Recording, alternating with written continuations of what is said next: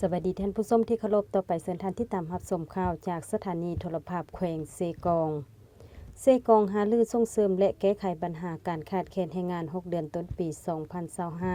2025 วันที่ 30 กันยายน 2025 อยู่ที่ห้องประชุมสภาประชาชนแขวงเซกองได้จัดกองประชุมปรึกษาหารือส่งเสริมเวียกงานบริการจัดหางานภายในและแก้ไขปัญหาขาดแคลนแรงงานโดยการเป็นประธานของท่านภคันไซศรีหาเทพรองหัวหน้าแผนกแรงงานและสวัสดิการสังคมแขวงมีต่างหน้าแผนกการอ้อมข้างห้องการแรงงาน4เมืองตลอดฮอดบริษัทรัฐวิสาหกิจผู้จ้างแรงงานเข้าร่วมท่านเซงอรุณพรหมมณีวงศ์รองหัวหน้าแผนกแรงงานแผนกแรงงานและสวัสดิการสังคมแขวงได้กล่าวว่าจุดประสงค์ของการจัดกองประชุมในเที่ยวนี้ได้ปรึกษาหารือร่วมกับต่างหน้าหัวหน่วยแรงงานภายในแขวง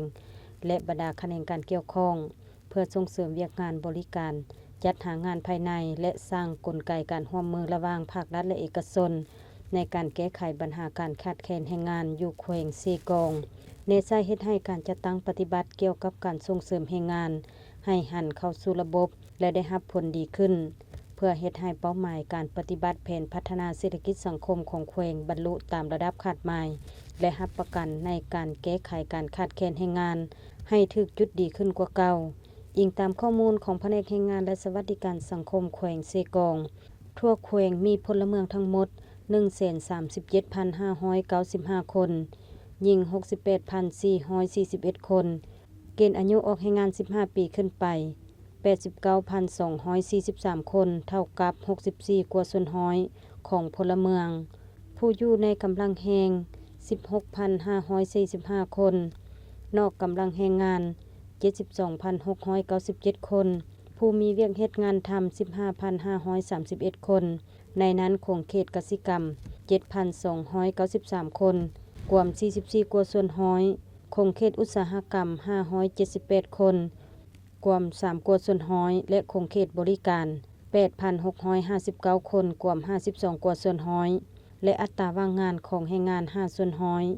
หัวหน่วยแรงงานโครงการลงทุนบริษัทวิสาหกิจที่มีแรงงานแต่5คนขึ้นไปทั้งหมด 1,381 หัวหน่วยซึ่งในนั้นคันแขวงคุ้มครองมี30หัวหน่วยและคันเมือง 1,351 หัวหน่วยโครงการลงทุนทั้งภายในและต่างประเทศมีความต้องการแรงงานในปี 2025 ประมาณ 62 ตำแหน่งงาน 7,796 คนหญิง 227 คนในกองประชุมบรรดาผู้ต่างหน้าแผนกการคันแขวงและบริษัทผู้ใช้แรงงานยังได้ประกอบความคิดเห็น